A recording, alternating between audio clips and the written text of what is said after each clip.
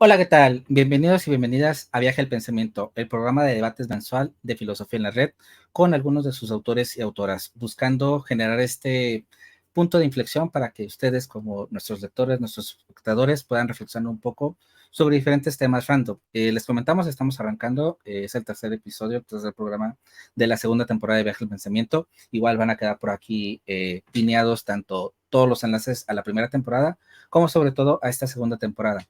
¿De qué hemos hablado? Hemos reflexionado sobre si sirve la filosofía para algo, sobre su utilidad, así que te invito a que vayas para allá y pues debatas con nosotros, platiques con nosotros. Y al mismo tiempo también el mes pasado hablamos sobre el libre albedrío. ¿Existe? ¿No existe? ¿Dónde es este punto medio?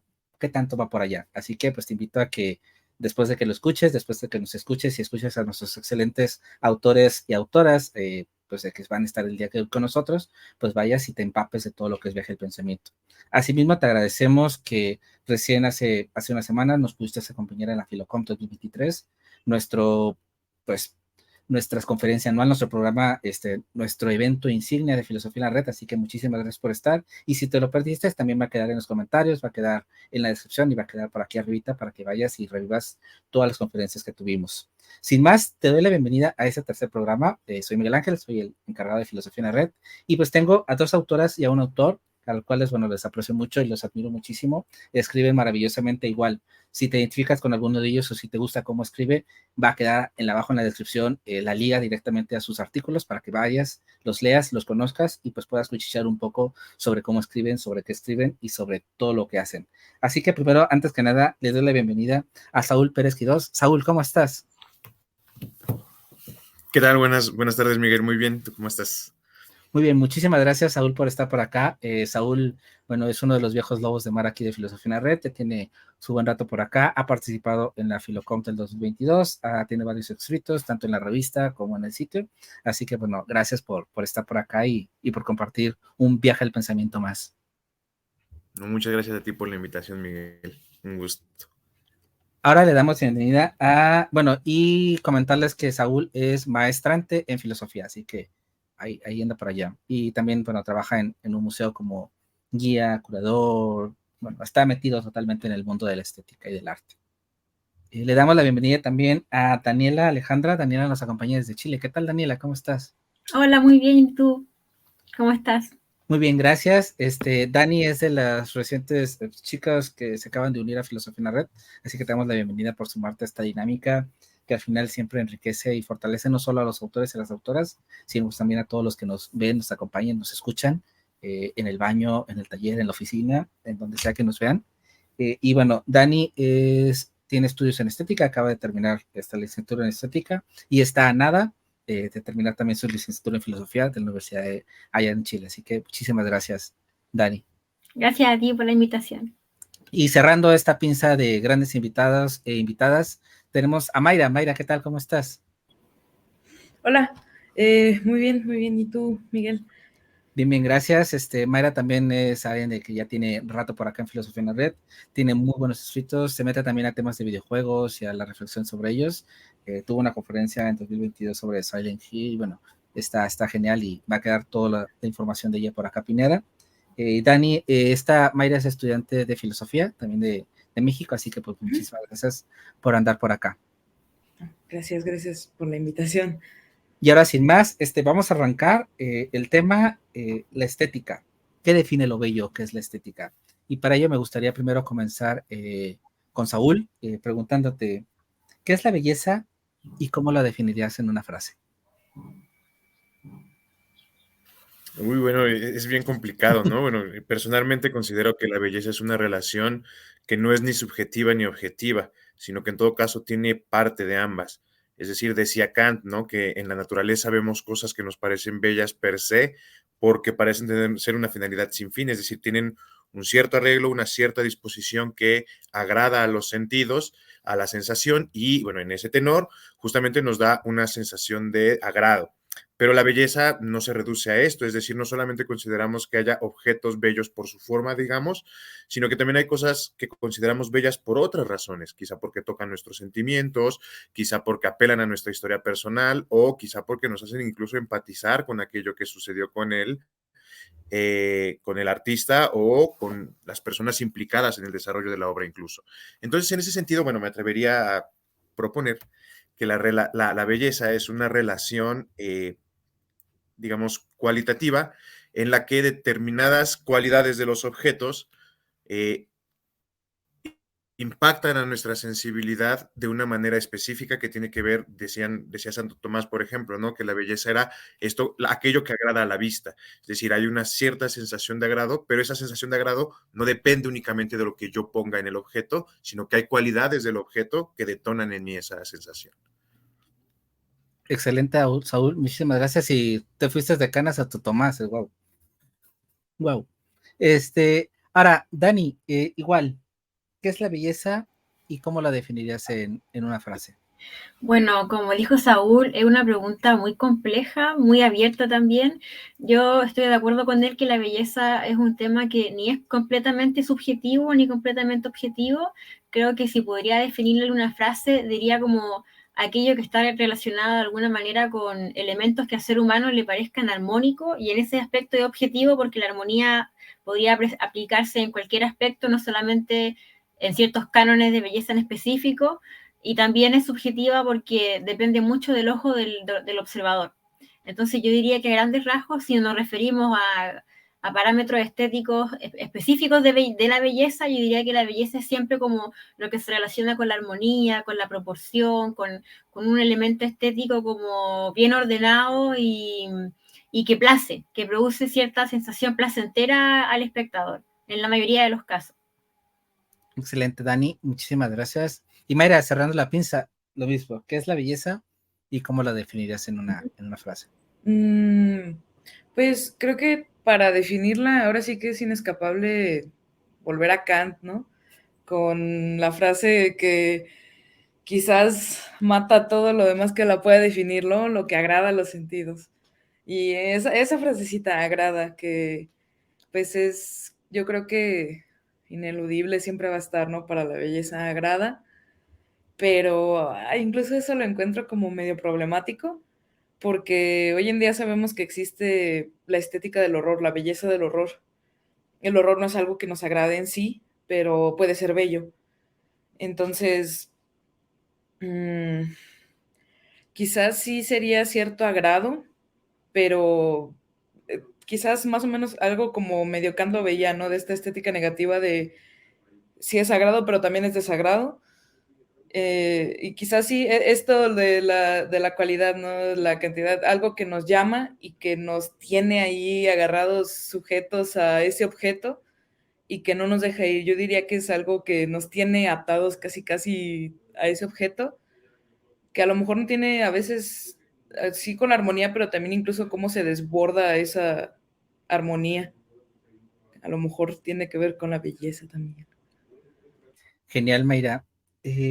Ahora que comentaban esta parte de objetivo, subjetivo, de que sí es, que sí no es, pues vemos que en las diferentes culturas, a nivel histórico, incluso ahorita culturalmente, no es lo mismo a lo mejor los cánones o lo que a mí como occidental me puede agradar o me puede gustar, a como quizá un oriental puede definir al sexo opuesto o al sexo que le agrade como bello, como bella.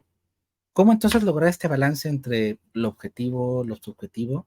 ¿O podemos en algún momento hacer un consenso universalmente de que todo el mundo diga, esto es bello, aquí en China, en Buktutu, en India, en donde sea? ¿Cómo ves esta parte, Dani?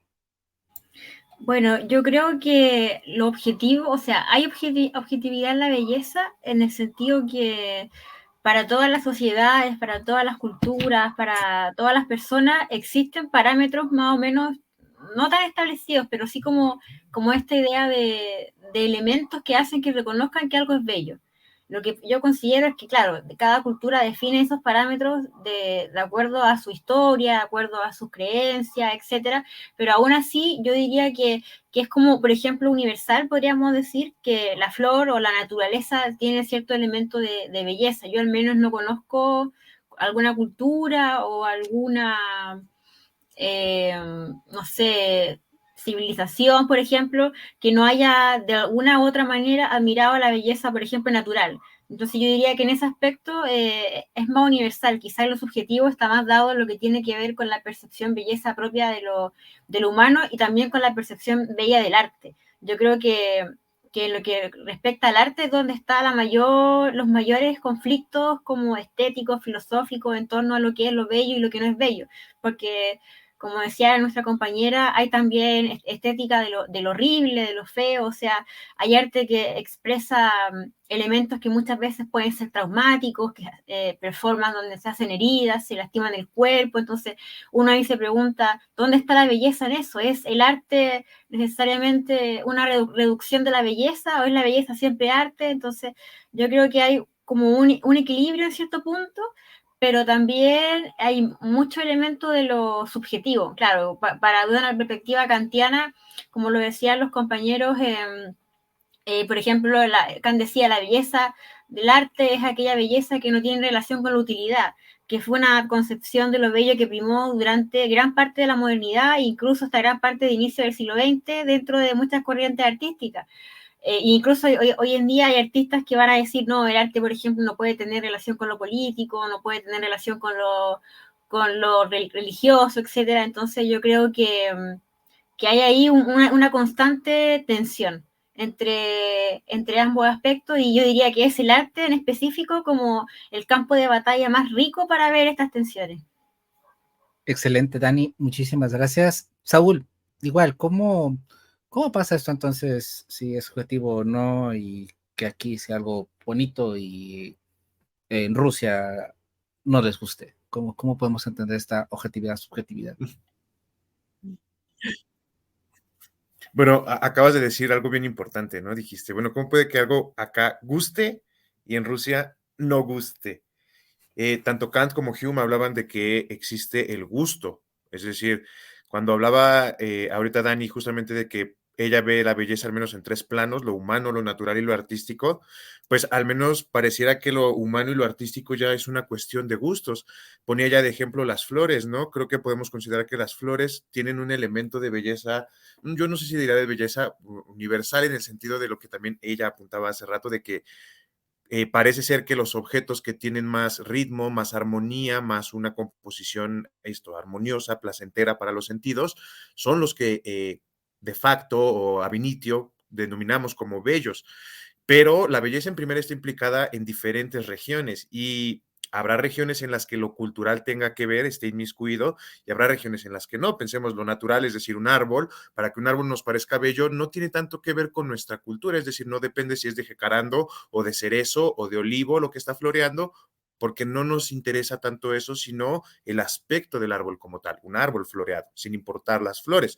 Pero cosas como, por ejemplo, la pintura o la escultura, como también mencionaba Daniela, creo que acertadamente, eso dependerá también de la historia de la propia cultura, es decir, así como cada cultura establece sus parámetros morales y sus parámetros sociales para llevar a cabo su determinada convivencia, también lo hace con sus parámetros estéticos. Ya decía Nietzsche, ¿no? Que en última instancia parece que los juicios morales tienen mucho de juicios estéticos. Decía él, ¿por qué matamos a la cucaracha y no matamos a la mariposa? Bueno, hay algo de esto. Apreciamos o parecemos apreciar más los objetos bellos, no por nada la historia del arte, y en ese sentido creo que más que pensar en una universalidad, quizás sería pensar en el otro extremo, ¿no? En una pluralidad de bellezas, o sea, y pensando también en lo que decía Mayra sobre la belleza de lo grotesco, aunque ahí me quedaba pensando un poco bueno, yo quiero mucho a los accionistas vieneses, me quedaba pensando en los accionistas vieneses que ellos abiertamente estaban en contra de toda belleza en la obra de arte, ¿no?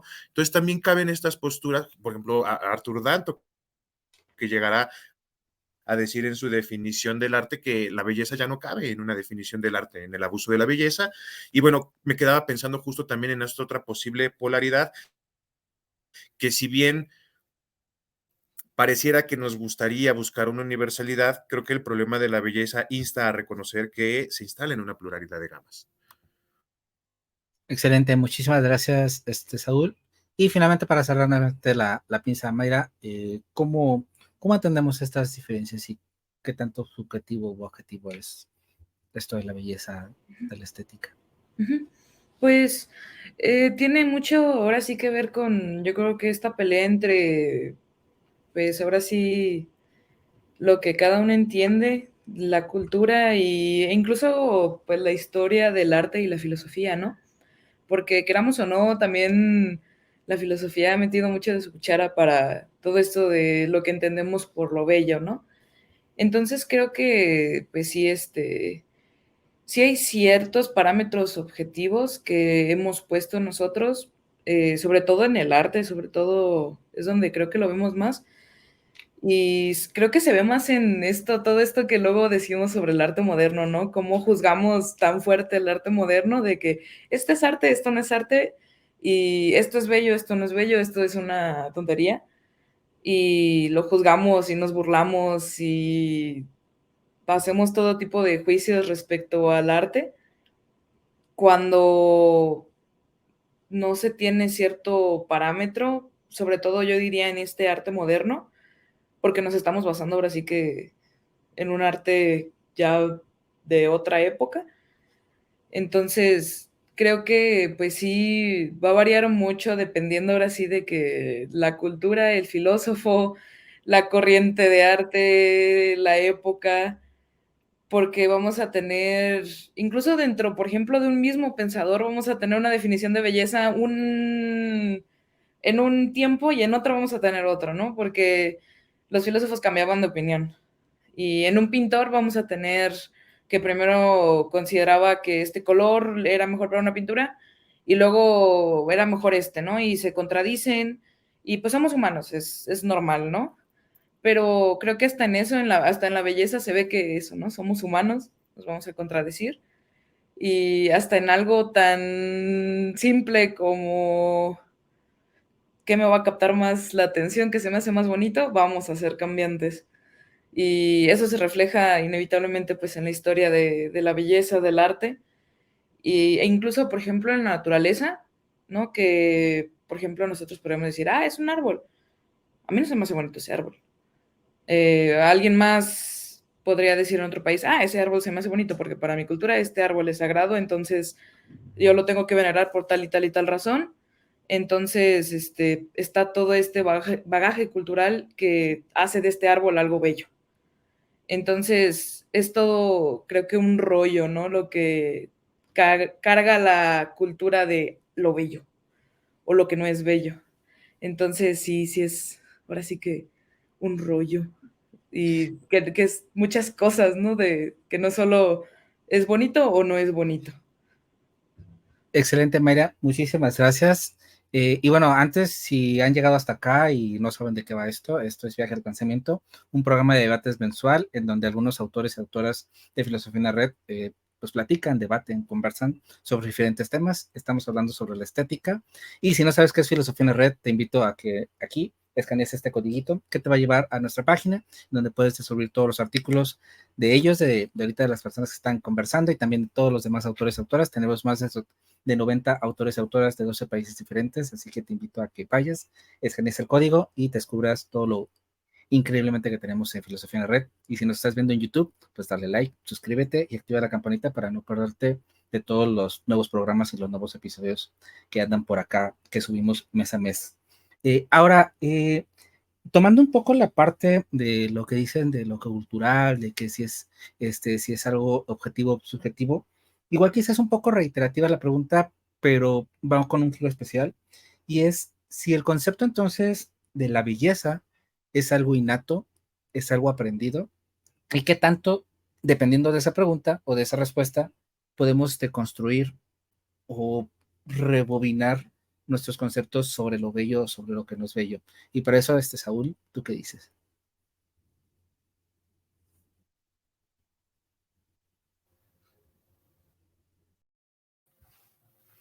Híjole, pues o sea, personalmente yo no creo en los conceptos innatos, ¿no? Creo que es complicado que un infante, alguien que viene de cero, tenga más allá de lo que está escrito en su información genética. Y que esta información genética, necesito respirar, necesito comer, mi corazón necesita latir, bla, bla, bla, bla, bla. Y eso no tiene nada que ver con la belleza, no tiene nada que ver con los gustos. Que ya también en la intervención pasada ya no lo dije, pero justo iba pensando hacia la noción del gusto. Bueno, pues justo también lo podemos pensar desde la noción del gusto. ¿El gusto es innato o es aprendido? Es decir, podríamos aceptar que hay elementos en la naturaleza que tienen una cierta armonía formal que nos hace considerarlos bellos independientemente de si nos gusta o no. Decimos, bueno, eso es bonito. Es decir, hay flores que se desarrollan con una delicadeza especial y que resaltan incluso entre las flores. Es decir, parecen ser una flor más bonita. Con los frutos pasa lo mismo. Hay frutas que se desarrollan de una mejor manera, son frutos más grandes y que nos parecen más apetitosos, porque esto es otra de las cosas. No somos los únicos que reconocemos patrones. Los animales también reconocen patrones y los reconocen justamente por funciones de supervivencia. Entonces, ya partiendo de esta base, vamos a decir un poco más orgánica de la noción de por qué reconocemos cierta cualidad de bonito, vamos a decirlo para no llamar belleza, cierta cualidad de agradable, de armonioso. Bueno, entonces me dices, la pregunta es si la belleza es innata o es aprendida. El concepto de belleza claramente es aprendido, pero las instanciaciones que podamos encontrar de belleza a partir de lo innatas ni aprendidas, sino que en todo caso son circunstanciales, es decir, dependen de las circunstancias, es decir, de la obra de arte, por ejemplo. A mí me gusta mucho Turner. Turner me conmueve al punto de que me puede salir una lágrima, igual Bacon, pero hay gente que se para frente a tuve esa experiencia, fui con un amigo a un museo, estaban dos Bacons, yo estaba fascinadísimo en medio de un orgasmo visual y él se dio la vuelta y me dijo, no puedo, te espero afuera. Y yo dije, claro, tiene todo el sentido del mundo porque sus gustos no son mis gustos y ahí sí entra el bagaje cultural de cada uno. Y bueno, si ya estamos hablando en términos de bagaje cultural, pues me parece que lo más defendible desde ahí es que la belleza es un concepto pues aprendido o en todo caso socialmente construido hacia la conformación del individuo. Y antes de pasar a las chicas, esto sí es aprendido, no sé si me taladraron a mí, eh, tienes que tener a lo mejor estos gustos o este tipo de cuerpo, este tipo de pinturas, etcétera. Puede haber un momento en donde yo deconstruya esto que aprendí o realmente es algo que lo aprendí también y ya no puedo como que cambiar hacia otra forma de concebir la belleza. Igual, Saúl.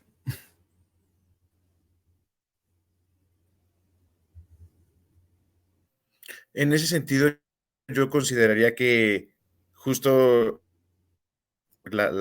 digamos, tan bien tus conceptos de belleza o tus cánones, seguro con tu cultura, pues justo es poderlos transgredir. Es decir, me parece que el conocimiento de la belleza y en ese sentido de las artes no puede detenerse en la sola obtención de un gusto. Están muy bien los gustos, pero si lo que te interesa es realmente refinar tu apreciación, ya no solo tu gusto, no puedes detenerte en los gustos. Entonces, en ese sentido, considero que una apreciación que pretenda ser más amplia, para no decir objetivo, porque quién sabe, una apreciación que pretenda amplificar o ampliar sus horizontes, tendrá en todo caso que buscar de construir justamente estos cánones, o no necesariamente de construir, ¿sabes? Sino ir modificando de acuerdo a la propia experiencia, es decir, ir montando aquellas experiencias personales y propias que yo, a partir de todo lo que he aprendido, salieron de eso aprendido, pero puedo ir como incorporando justamente a mi bagaje, a mi vocabulario, porque el gusto se forja instanciando. ¿Cómo aprendo a escuchar música? Pues escuchando música. ¿Cómo aprendo a distinguir las cosas en pintura? Pues viendo pinturas. Entonces, en ese sentido, creo que hay un proceso no solo de instanciación para el aprendizaje de cánones, sino en ese sentido también de superación. El arte mismo vive así. Si solamente reprodujéramos cánones, el arte a hoy estaría estéril. Entonces, yo considero que no solo que se puede, que es necesario. Excelente, Saúl. Ahora, Mayra, la misma pregunta. El concepto de belleza innato, aprendido, y en base a eso, ¿qué tanto podemos o debemos sacarnos lo innato y lo aprendido para hacer algo nuevo? Sí, también creo que, pues sí, está todo esto de, pues, cómo vamos a nacer como con este chip, ¿no? Casi de, ten este concepto de tal cosa, ten, por ejemplo, el concepto de bondad, el concepto de Dios, el concepto de tal, porque estaría el concepto de belleza, ¿no? El concepto de un número. Entonces, no creo que esté como tal que nacemos y decimos, oh, claro, la belleza, ¿no? Pero creo que tenemos cierta intuición de decir, esto me gusta, esto me despierta, me aviva algo, sí, pero no creo que tengamos como ese concepto, no lo creo. Pero sí que creo, por ejemplo, que es algo que se nos va ahora sí que formando, sobre todo, pues, por todo en las circunstancias en las que estamos, ¿no? La época, la sociedad, la cultura, y pues es algo inevitable. Yo estoy 100% segura de que no vemos la belleza de la misma forma si no hubiéramos tenido a Kant, a que si no hubiéramos tenido a las vanguardias, a la Segunda Guerra.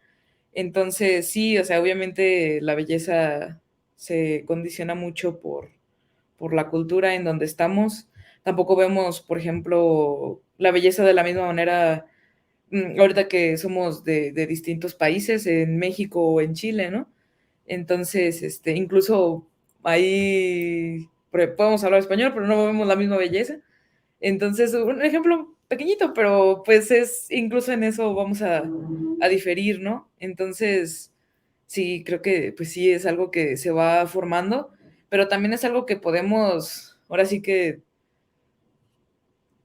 volver a deconstruir, ¿no? Esa palabrita, ¿no? Que podemos, ahora sí que volver a formar, podemos cambiar nuestra opinión respecto a cosas. A mí no me gustaba nada el arte moderno, mi tesis es de arte moderno, me terminó gustando, uno va cambiando sus gustos, uno va cambiando o refinando, muchos dicen, la forma en que interactúa con las cosas. Entonces, obviamente, por ejemplo, uno no le gusta las cosas que le gustaban de niño, ¿no? Ahora las ve diferentes.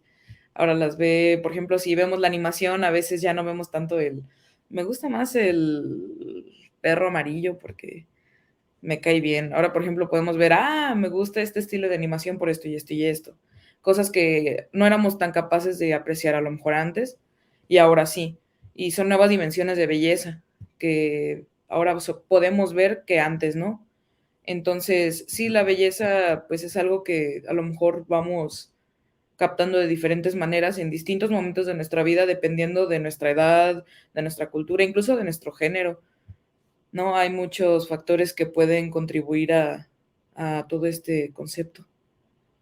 Excelente, Mayra. Muchísimas gracias. Y cerrando la pinza, Dani, igual el concepto de la belleza, el que algo sea bello, es algo innato, es algo aprendido, podemos romperlo a generar una nueva dimensión, ¿o cómo lo ves tú?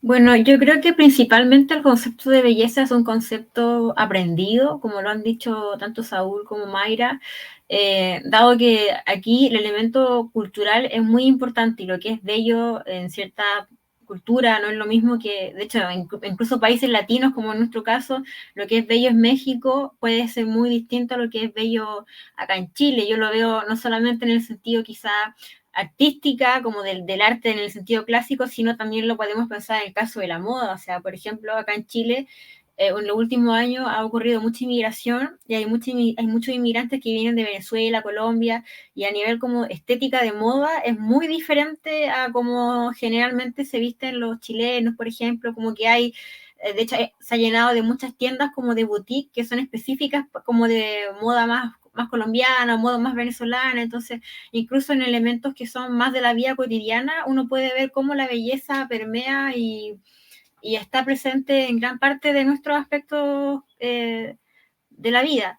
Y otra cosa que yo diría, un poco quizás debatiendo lo que decían los compañeros, bueno, yo no sé mucho de psicología, pero me da la impresión que a nivel psicológico el infante en una primera instancia tiene cierta, como lo decía Mayra, cierta intuición a captar elementos que les son agradables. Y yo creo que eso en cierta medida podría ser como un preámbulo a lo que podría considerarse como una belleza innata.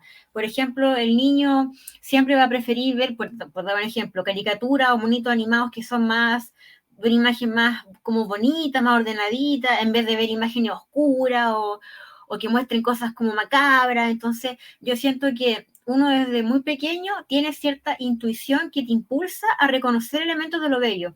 Y eso también es muy importante en la consolidación de la cultura, porque yo creo ahí que si bien la cultura tiene un papel importante, porque es la que te imprime ciertos cánones, ciertos parámetros para apreciar el arte, la moda, la literatura o cualquier expresión artística en general, también la cultura se va formando a partir de estas intuiciones originarias, por decirlo de alguna manera. Yo recuerdo, por ejemplo, no recuerdo exactamente en qué capítulo, pero en El Malestar de la Cultura, Freud hace una relación súper interesante entre la belleza y la cultura, porque ve cómo la búsqueda de la cultura es siempre a la vez una búsqueda constante de la belleza. Y yo siento que en ese punto estoy muy de acuerdo, porque la cultura entendía grandes rasgos como cosmovisión, como comportamiento, etcétera, siempre apunta a esta búsqueda de lo que se considera lo bello. Y ahí también eso nos puede llevar a otras preguntas como la relación de lo bello con lo bueno, con lo ético, porque generalmente uno considera que aquello que es bonito o que es agradable a la vista es como más bondadoso o está más relacionado con lo bueno, en cambio lo que es más oscuro, que no es tan bonito, como que uno le da terror, no le da tan buena espina, como que lo considera un poco negativo. Entonces, yo creo que un poco ambos factores tienen una importante, o sea, obviamente una gran importancia cultural muy fuerte,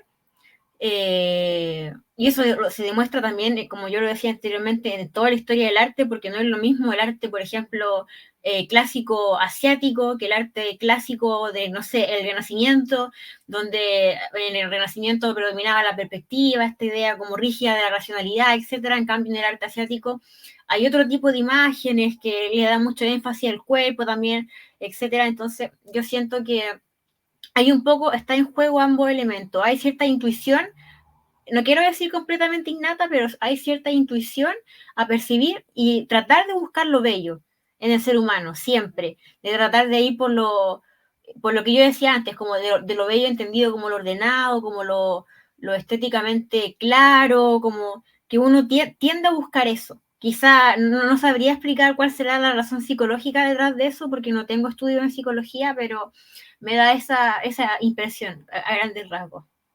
Excelente, Dani, muchísimas gracias. Y partiendo un poco de lo que dices y de esto de la armonía, de las proporciones, de la proporción áurea y todas estas ondas, de los colores, si lo claro que lo oscuro, ¿la ciencia puede explicar la belleza? ¿O es algo, o es un terreno meramente filosófico? ¿Cómo lo ves, Maya?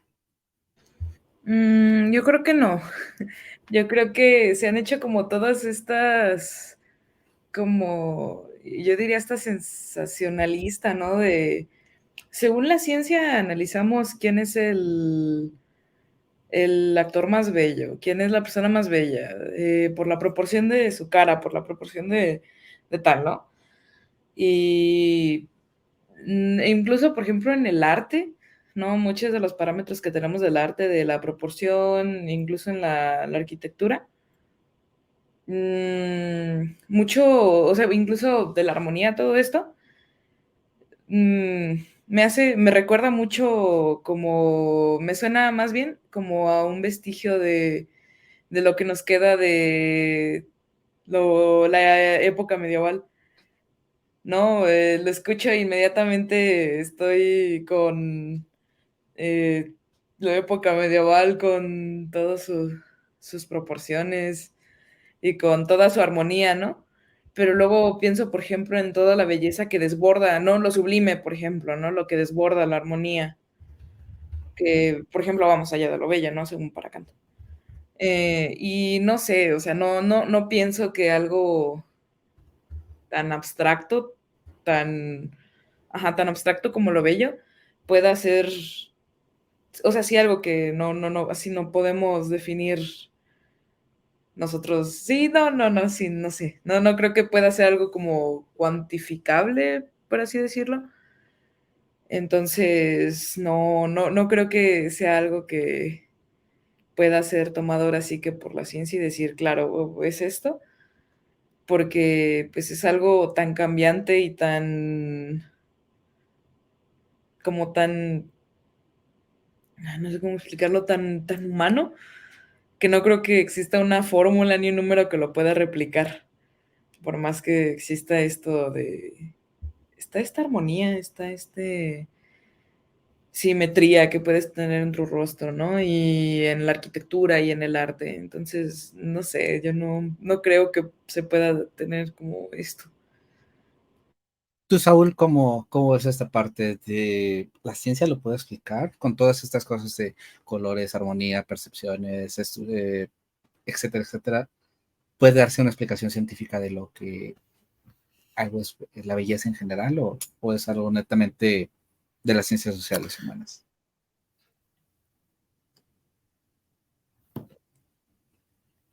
Pues creo que ese es un asunto complejo. O sea, ahorita que escuchaba a Mayra, recordaba un poco el método de investigación fenomenológica cualitativa, que si bien Mayra dice, bueno, la ciencia no puede medir lo bello, ¿no? Y es un hecho, o sea, la ciencia podrá sacar datos estadísticos, podrá medir proporciones, podrá medir volúmenes, pero eso es lo cuantitativo, lo que se puede medir. Pero ¿qué hay de lo cualitativo? Bueno, el método de investigación fenomenológica dice que siempre tenemos dos descripciones de fenómeno, una estructural y una textural. La estructural tiene que ver con las condiciones que permitieron que algo pasara. Por ejemplo, pensemos en un arco iris. ¿Cuál es la condición estructural del arco iris? La caída de lluvia, la presencia de una atmósfera, la presencia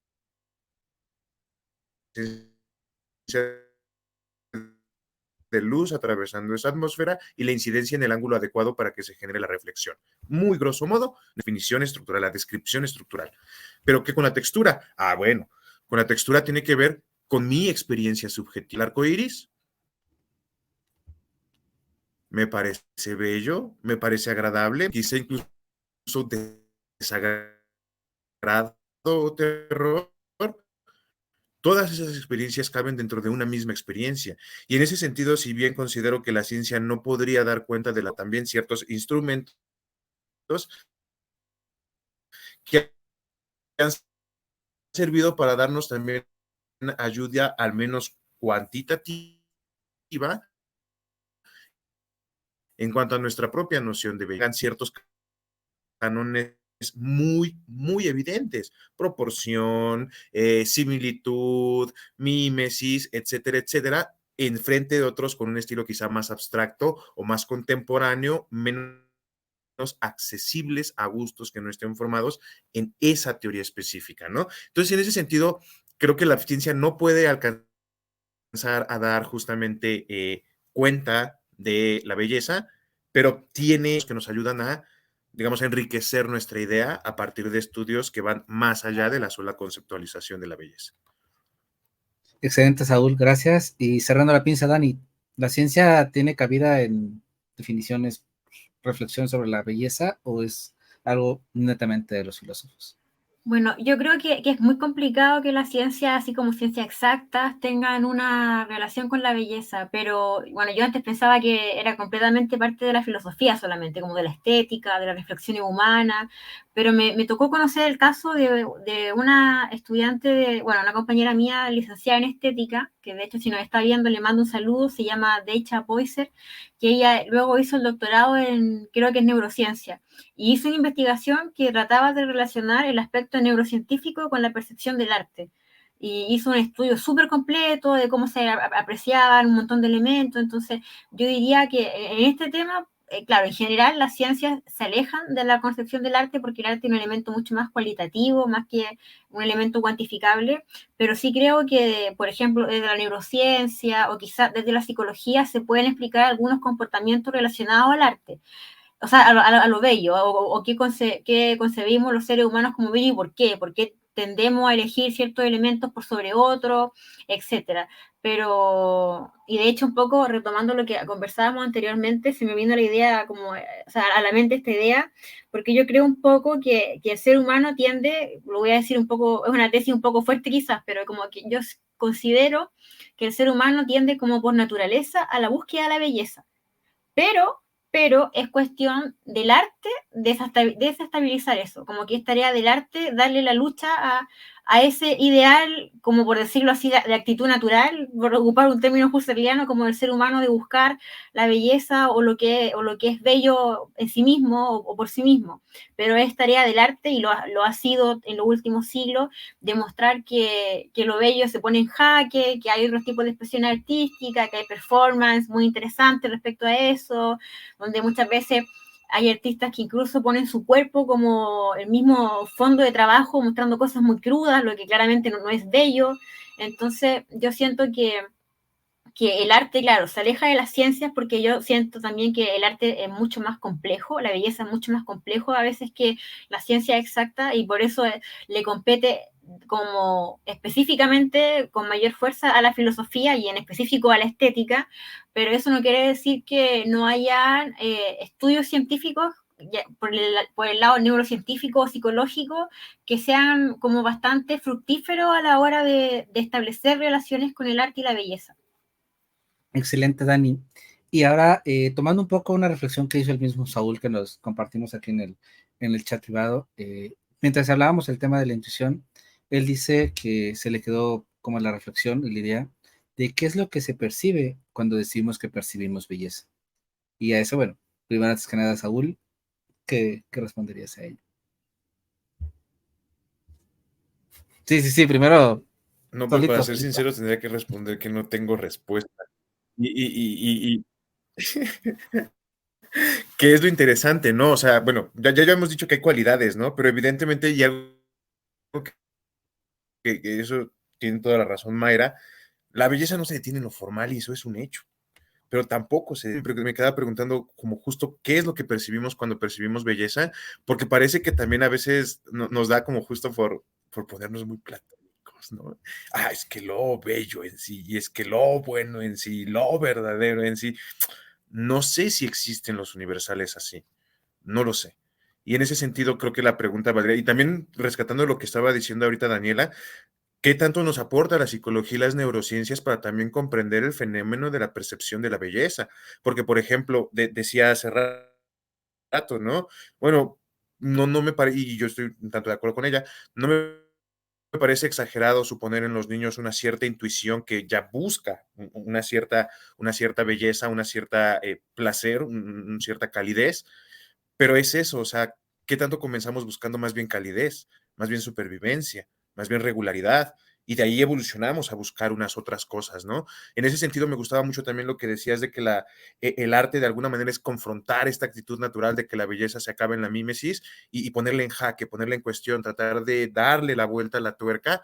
Creo que a hoy en día, para responder a la pregunta de qué es lo que percibimos cuando decimos que percibimos belleza, tenemos que considerar ambos parámetros, porque ya son lenguajes dentro de los que nos movemos. Y aunque nosotros no nos movamos, el mundo del arte sí se mueve ahí. Y si no nos movemos ahí, nos vamos a ir quedando rezagados. Entonces, en ese sentido, bueno, creo, si tuviera que responder a qué percibimos cuando percibimos belleza, bueno, percibimos cualidades que consideramos subjetivamente valiosas o placenteras, o bien percibimos espacios de interpretación simbólica dentro de un objeto o una obra de arte que nos permite dar conexión o cuenta de nosotros mismos. Es decir, ya no es tanto que conecté con la obra, sino que la obra me hizo sacar algo, me hizo pensar, me hizo sentir algo, y en ese sentido creo que ambas cosas están ahí en juego. O sea, yo por eso lloro frente a un bacon, pues, porque bacon no tiene cebolla como para que mis ojos lloren, ¿saben? Formalmente, sino que es algo que me tocó subjetivamente a partir de esta relación de percepción. Yo diría eso. Excelente, Saúl, gracias. Dani, igual, ¿qué es lo que percibimos cuando decimos que percibimos belleza?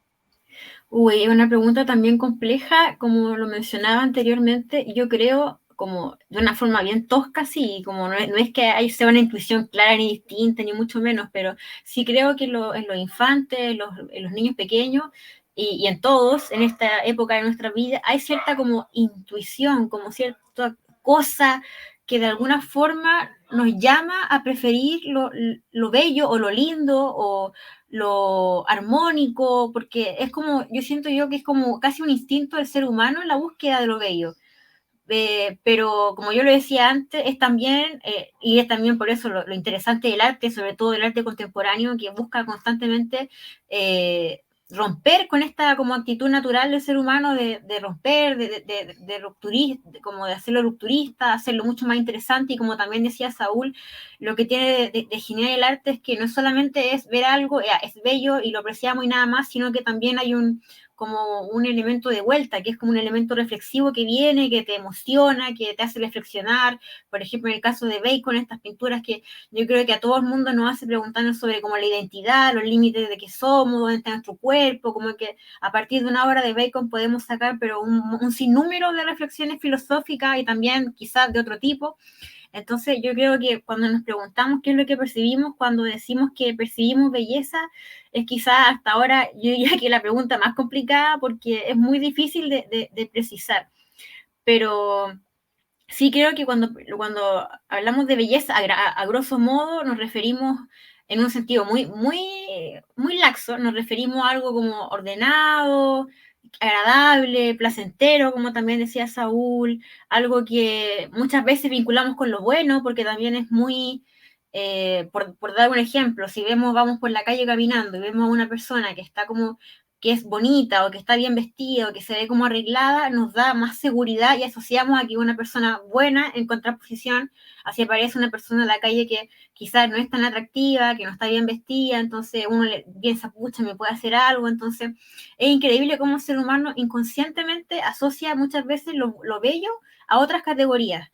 Y eso por eso yo decía antes que yo creo que igual es una tesis bien potente, como bien también cuestionable en muchos aspectos, que hay en el ser humano este instinto por la búsqueda de lo bello. Ya sea consciente o inconsciente, pero como que uno tiende a buscarlo y también a asociarlo y darle cargas morales, que es también lo que eso ya hace ya la construcción cultural a lo largo de la historia, pero a grandes rasgos eso es como lo que podría decir frente a esta pregunta que la verdad la encuentro súper complicada. Excelente, gracias, Dani. Y cerrando la pinza, Mayra, igual, ¿qué decimos, qué percibimos cuando percibimos belleza? Pues sí, es algo muy complicado. Pues sí sería, creo que sigue estando todavía en juego esta palabrita, ¿no? De lo placentero, lo que complace, lo que place, creo que a los sentidos, pero creo que también de cierta forma como esta reflexión, ¿no? Como a la reflexión del yo, como a este encontrar, como de este choque, ¿no? Que sucede, porque siento que cuando estamos, sobre todo con la obra de arte o con algo bello, no chocamos tanto como por ejemplo con el pintor, chocamos con nosotros, ¿no? Muchas veces ni siquiera chocamos contra la obra de arte en sí, sino que chocamos contra nosotros mismos. Entonces, creo que pues en esa percepción está, creo que es un doble juego entre el gusto, pero también el disgusto. Y ahora sí que la pelea también con uno mismo. Y a veces ni siquiera pelea, ¿no? A veces también es nada más como verse a uno mismo y decir como, ¿qué onda, no? Saludarse o decir, ¿qué está pasando conmigo? O qué me está despertando a mí esto, ¿no? Porque sin duda es un choque, o sea, es este despertar, es un ¿qué me está pasando? Creo que es como ese, como desasosiego, ¿no? Que algo pasa y tienes que resolverlo, que algo se mueve y esa percepción está alterada, entonces estamos buscando como qué es, o sea, es gusto, es disgusto, me gusta pero me asusta o no, solo me gusta, entonces creo que principalmente sería gusto, pero también a lo mejor y un poquito de disgusto, ¿no? Por ejemplo, volviendo un poquito a Freud, con lo siniestro, ¿no? Con el Unheimlich, con lo que no es familiar, ¿no? También está lo familiar, entonces a lo mejor también un poquito de todo lo que nos gusta de lo bello, también está lo que pues no nos gusta en la percepción. Excelente, Mayra, muchísimas gracias. Y antes de ir pasando a la recta final, en donde vamos a tocar un poco quizás esto de lo feo, o de lo que entendemos como feo, hay algo que me llamaba mucho la atención que ustedes comentaban. Lo bello realmente se estaban yendo un poco hacia el arte, un poco que es algo humano, un poco obviando ya analizar la naturaleza o lo que es lo natural, Pero en esto del arte, y mojándonos quizá un poquito, si vemos una obra de arte, si vemos una pintura, si vemos un dibujo, y para nosotros se nos hace bello, y después vemos abajo la firma Midjourney, Bing Creator, etcétera, nos hace entonces malos, buenos, podemos admirar esa belleza, es correcto admirarla, estamos atentando contra lo humano, al que nos guste quizá que se nos puedan poner dos pinturas y quizá nosotros podamos optar por la que inconscientemente o sin saberlo fue hecha por una inteligencia artificial versus algo que fue hecho por un humano. ¿Qué tanto ahí entra quizá esta moral, esta ética? Saúl, ¿cómo ves esto de Midjourney? Bueno, no tanto de Midjourney, no de si el arte es arte plata, sino de si lo que lo veo, que es hecho por inteligencia artificial, es bello, eso me hace mala persona, porque no quiero lo humano. ¿Cómo es por ahí?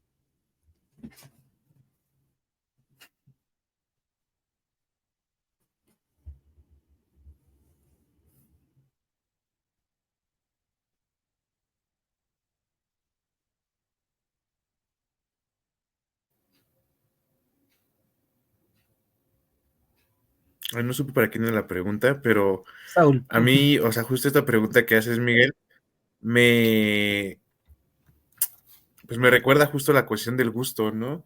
Porque algo nos parecía bello, porque se parece a algo bello que vimos antes. Es decir, la inteligencia artificial, también una de las cosas que hay que recordar, es que no trabaja ex nihilo, trabaja con bases de datos, trabaja con prompts muy específicos. Es decir, no solo tiene un conjunto de recursos marcados, también tiene un conjunto de instrucciones marcadas. Y en ese sentido, la IA lo que va a producir van a ser variaciones no vistas, pero variaciones a final de cuentas. Es decir, si algo que hizo la inteligencia artificial me resulta bello por algo que no tiene que ver con la inteligencia artificial. Por ejemplo, haber visto cuerpos muy estéticamente dibujados antes, ¿no? En la cultura griega. Paisajes que evocaban cierta emoción a partir de su composición de colores, como pueden ser las pinturas de Van Gogh o de Turner. Y en ese sentido, lo que hace la IA es que va a reproducir esos mismos esquemas.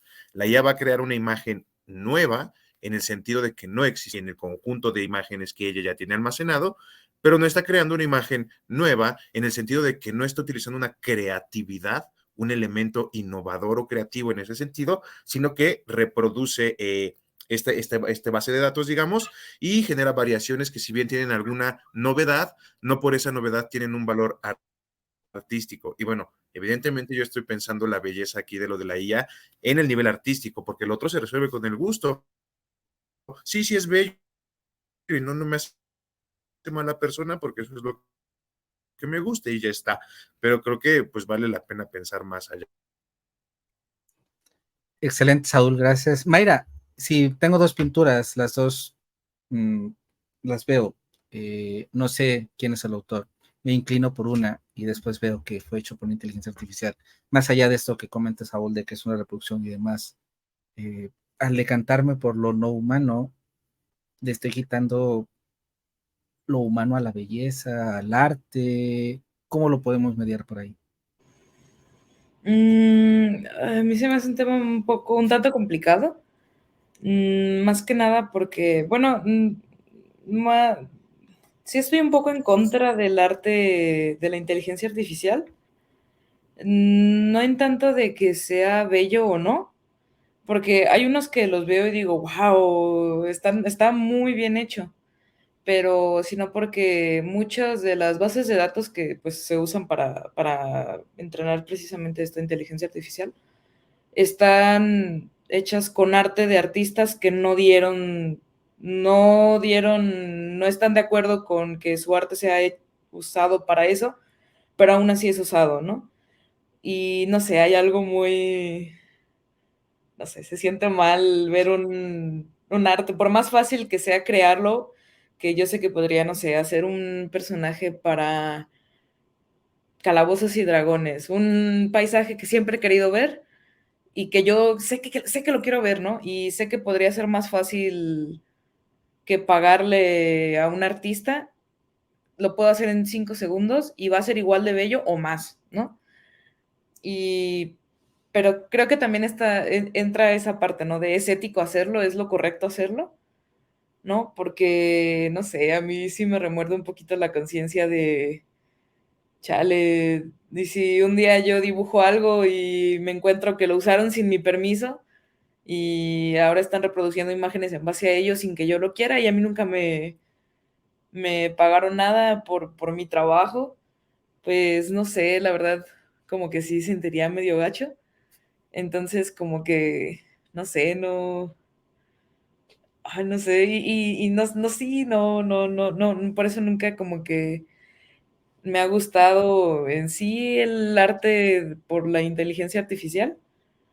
Y bueno, por mi parte, o sea, creo que incluso es algo que debería como hasta de regularse de cierta forma por el mismo arte de los artistas y hasta, pues sí, hasta por los artistas, porque pues sí, sí, pobre, no sé, o sea, sentiría muy feo saber que mi trabajo ha sido como utilizado de esa forma cuando pues lo único que quería hacer era compartirlo, por ejemplo, y ahora está en una base de datos de sabrá Dios dónde, utilizado para no sé qué.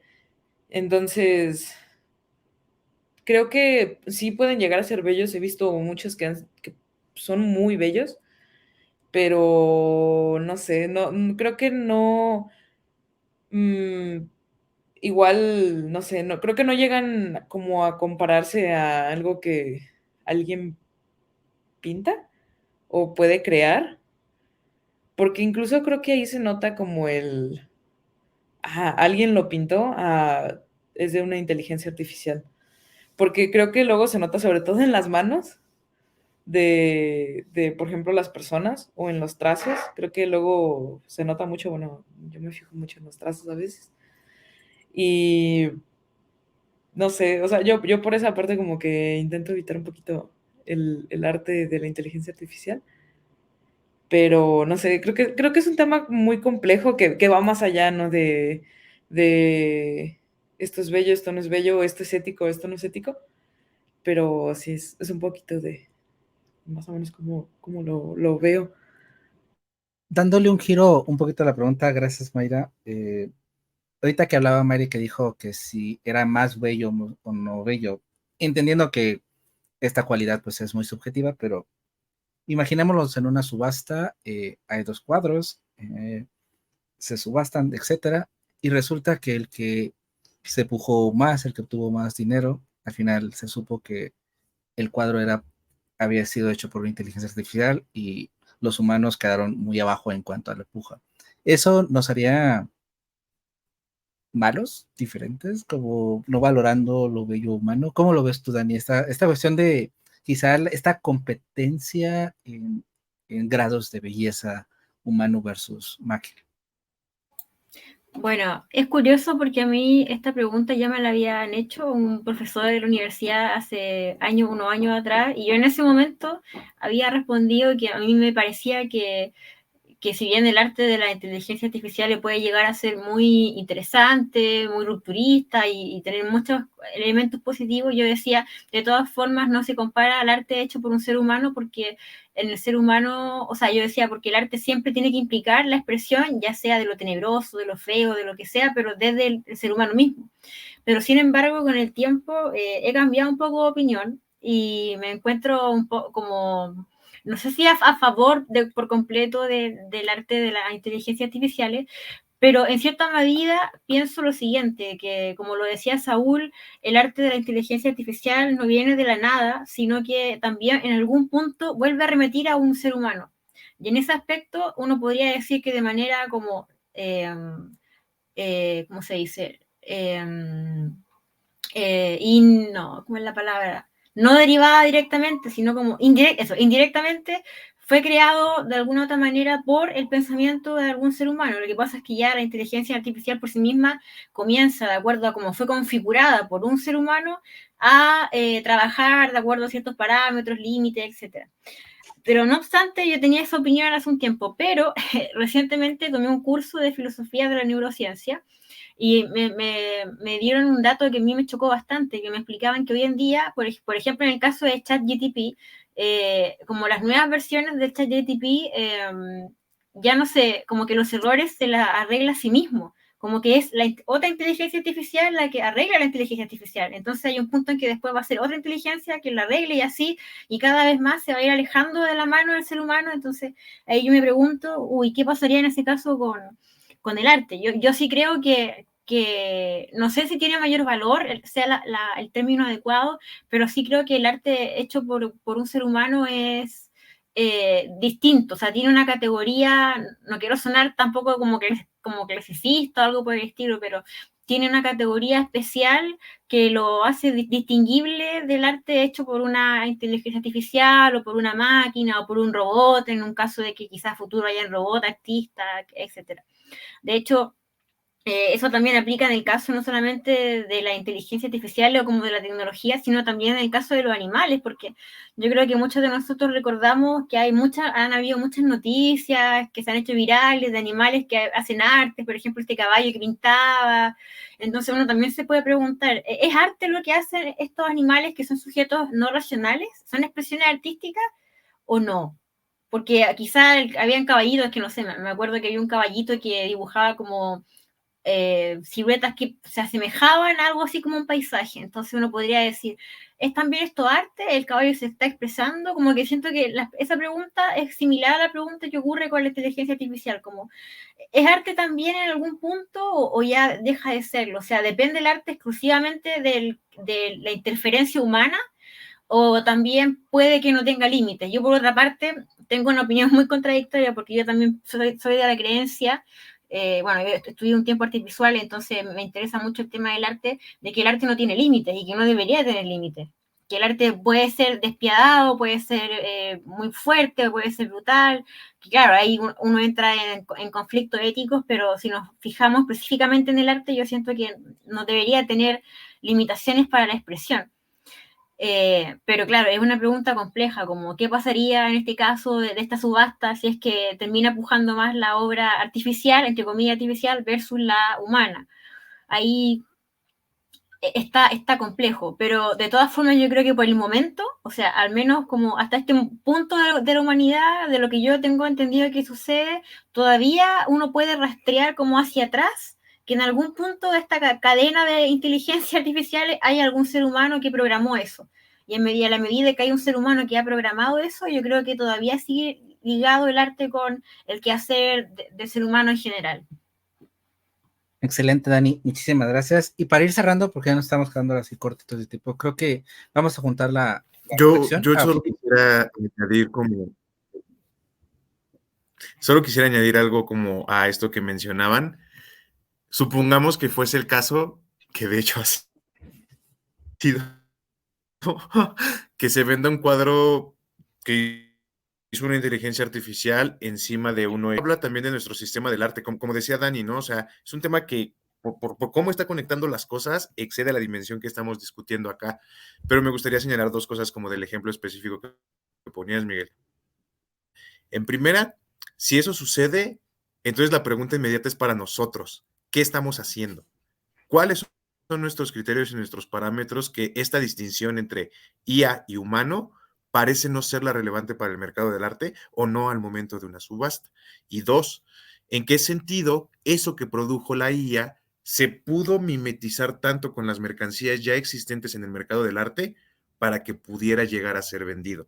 Porque tampoco es como que la IA se le ocurriera algo y ese algo solito se colocara en el mercado del arte.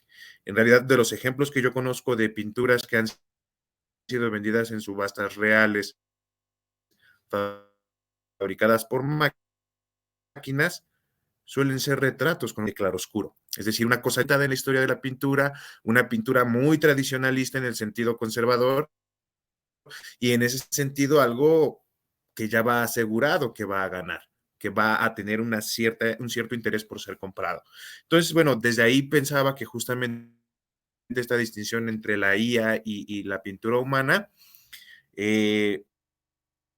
valdría la pena también pensarla, ¿no? Desde esta otra, digamos, desde esta otra arista, que de alguna manera, nos gusta o no, decía Dickey que hay una historia institucional del arte que tiene que ver con su legitimación y con su, digamos, asentamiento dentro del pensamiento y el gusto general. Y bueno, creo que también por ejemplo, si la IA produce que nos resultan bellas, pues justo tiene que ver con este asentamiento de valores estéticos dentro de nuestra percepción que ya nos da un radar determinado.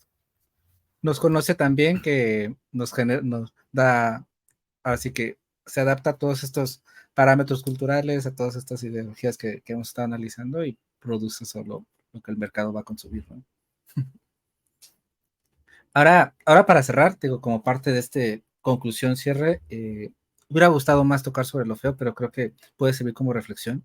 Se habla de la estética del error, por ejemplo, del horror que dijo Mayra.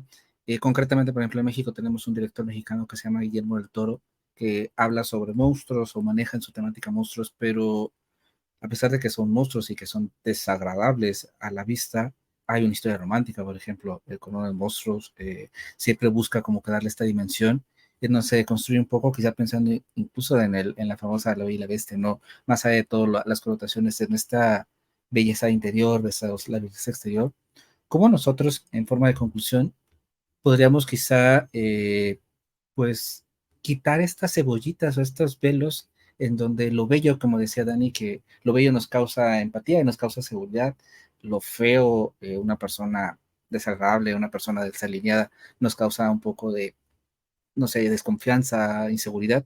¿Cómo podríamos quizá mediarlo? ¿O realmente sí tienen que ir de la mano algo que es bello con algo que es seguro, bondadoso, bueno, virtuoso, y algo que es feo, más allá de las connotaciones culturales, es algo malo, es algo peligroso, es algo que nos puede dañar? Entonces, eso como conclusión, y bueno, ahí pueden meter su conclusión.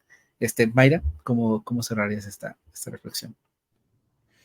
Creo que dependería mucho de la persona. En sí, bueno, a mí me gusta mucho la estética del horror en lo personal. Es un tema que actualmente estoy tratando para mi tesis, la estética del horror. Y creo que incluso la estética del horror debería ser tratada como algo aparte, porque yo creo que el horror es bello precisamente porque rompe con la armonía, porque rompe con los estándares, porque rompe con lo que es bello, ¿no? Porque toma esto que decimos es bello y lo transforma en algo más, ¿no? Lleva lo bello a algo que no es bello y lo hace bello. Entonces, creo que, ajá, sí, creo que va a sonar raro, lo más bello del horror es que toma algo incluso que puede ser nuestros peores miedos o algo como lo monstruoso, en algo tan horrendo como un monstruo, somos capaces de encontrar la belleza, ¿no? Y en algo tan simple como ser capaces de encontrar la belleza, encontramos también en nosotros que somos humanos, ¿no? Y algo tan simple como eso, como encontrarnos humanos, como encontrarnos personas, no, a mí algo de eso se me hace tan fuerte, ¿no? En algo tan simple como, por ejemplo, en Guillermo del Toro, me recuerda mucho el laberinto del fauno.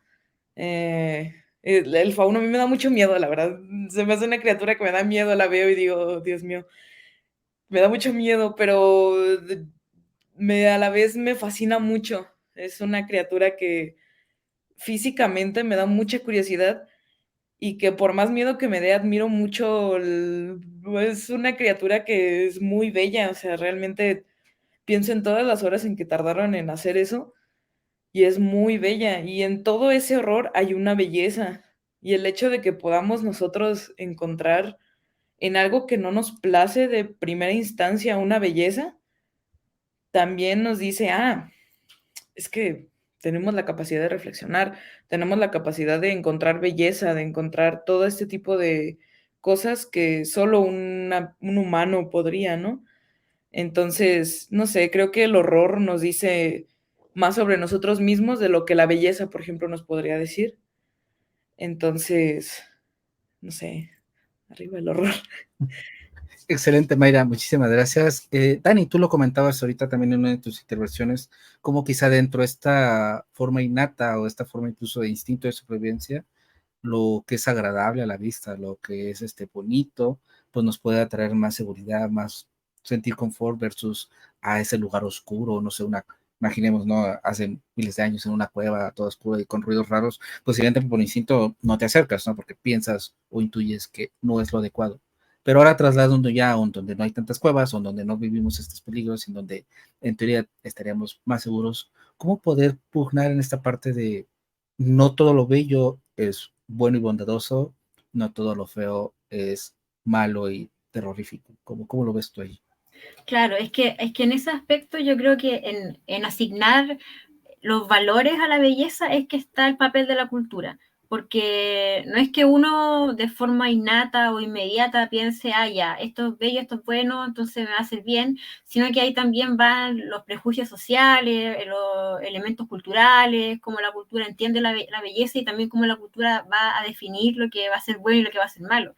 Entonces, en ese aspecto, yo siento que no podemos desligarnos de lo que son las cosmovisiones propias y las simbologías de una cultura en particular, porque de eso depende también cómo asociamos lo bello a lo bueno, o lo feo a lo malo, porque también puede ser muy engañoso, o sea, son categorías en cuanto le asignamos un valor como ético que puede ser muy engañoso, muy complejo en ese aspecto, porque perfectamente algo que nos parezca oscuro o feo, entre comillas, quizás sea algo que nos pueda beneficiar en algún aspecto, que sea bueno, etcétera. Entonces, yo siento que en esas relaciones, como cuando se le otorga valoraciones ya morales, éticas a la belleza o incluso al arte, es que entra como un plano que puede ser muy turbulento o muy engañoso y complejo también. Entonces, yo diría que hay que tener cuidado en llegar y asignar a veces como de forma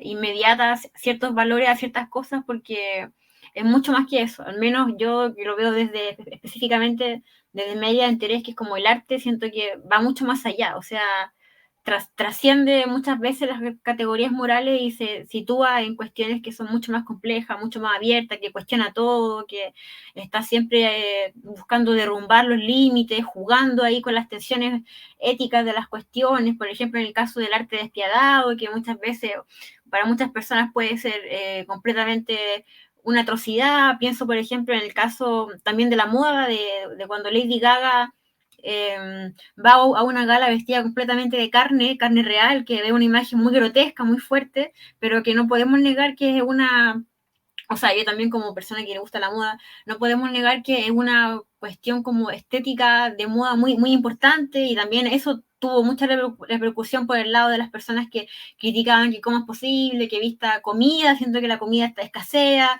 cómo es posible, por ejemplo, en el caso de las personas veganas, vegetarianas, que use carne como vestimenta, que es como una burla. Entonces, yo siento que el arte siempre tiene esta función como de desestabilizar los diferentes límites y de llevar de llevar, valga la redundancia, al límite siempre las valoraciones. Y eso es lo que lo hace interesante y es lo que yo siento que tiene su mayor fuerza, al menos el arte contemporáneo. Excelente, Dani. Muchísimas gracias. Y finalmente, para cerrar la pinza y el episodio, Saúl, ¿cómo podemos hacer estas valoraciones o cómo no hacer estas valoraciones de que lo que es agradable a la vista o lo que me agrada necesariamente no tiene que ser bueno y lo que me es desagradable o lo que no me gusta necesariamente no tiene que ser malo? ¿Cómo lo ves tú? Bueno, justo también una cosa que dejamos aquí muy de lado es que esta tríada de verdad, belleza y bondad, pues nos viene desde los griegos y luego los judeocristianos van a hacer lo propio para así meterla lo más hondo que pueden en la cultura, ¿no? Y pienso en un ejemplo sobre tu pregunta, Miguel, pienso en el virreinato, ¿no? ¿Qué pasó en el virreinato acá? A cambio de despojar a los indígenas de sus bienes y de quitarles su cultura y también su episteme, les traían imágenes muy bonitas de santos bastante estilizados a la europea, ¿no? Y no solo ha pasado ahí, hay artistas como Adriana Varellao que justamente denuncian este mismo discurso en las imágenes coloniales, justamente, digamos, eurocéntricas. ¿Todo lo bello es necesariamente bueno? No, jamás. De hecho, desconfía siempre de lo bello. Lo bello es lo primero que te va a poder engañar como con apariencia de bondad, justamente porque tenemos ese prejuicio estético. O sea, Nietzsche no fue nada ingenuo al señalar eso. Cuando habla de la cucaracha y de la mariposa, lo que está diciendo es, el problema de fondo es que muchas veces pretendemos hacer juicios morales sin ningún sentido más que el estético. Y eso es un problema moral. Y creo que en eso Nietzsche tuvo muchísima claridad porque justamente nos devuelve la moneda. Es decir, tú estás seguro de que tus juicios estéticos, de que tus juicios morales resultan porque apelan también a tu sentimiento estético, pero ¿qué si les quitamos eso? Y en ese tenor me quedaba pensando también en lo que decía Mayra. A mí me gustaría leer mucho tu tesis, Mayra, para tratar de entender esto que decías, porque decías que la estética de lo grotesco de alguna manera toma algo que no es bello y lo hace bello. O sea, ¿cómo, sabes? Ahora, otra cosa, también estaba pensando en la poética de Aristóteles. Dice Aristóteles que en la tragedia lo que nos gusta no es ver a la gente sufriendo, no es ver a la gente sufriendo una tragedia y teniendo historias tristísimas. Lo que nos gusta, dice Aristóteles, es el sentimiento de catarsis.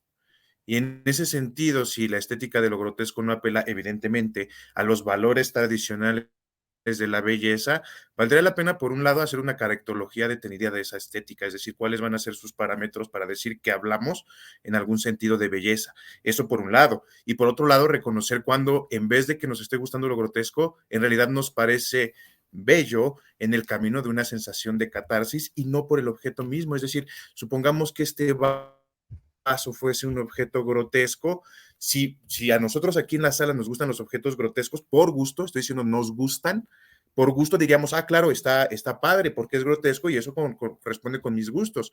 Pero si esto lo ponemos en situación, lo ponemos en una historia que apela a determinadas sensaciones, a determinadas ideas, a determinados sentimientos, esto ya nada más es una cáscara, ya no es el motivo de mi percepción estética. Entonces creo que también valdría la pena preguntarnos, tanto del lado de la belleza como del lado de lo grotesco, cuánto de esta relación dual está implicada, y en ese sentido, bueno, creo que eso nos podría arrojar alguna luz sobre de qué hablamos cuando hablamos de belleza. Excelente, Saúl. Pues muchísimas gracias. Muchísimas gracias también a quienes nos están viendo, nos escuchando, haber llegado hasta acá, hasta el final. Gracias, Mayra. Gracias, Dani. Gracias, Saúl, por estas interesantes reflexiones y análisis. Recuerden que todos los meses algunos autores y algunas autores de Filosofía en la Red debaten en Viaje al Pensamiento, donde platicamos sobre diferentes temas, así que los invitamos a que estén pendientes. Allí donde está justo Mayra, ahí por su cabecita está un código QR que si quieren llegar a todos los artículos, a todo lo que tenemos en Filosofía en la Red, nuestro canal de YouTube, nuestras redes sociales, nuestra revista, nuestros libros, etcétera, pues vayan para allá para que los puedan consultar, los puedan leer. Síganos en redes sociales y pues antes de todo, pues despedirnos y agradecerles pues a todos y a todas el placer y el honor de haber estado por acá. Muchísimas gracias. Muchas gracias. Muchas gracias. Muchísimas gracias, Miguel.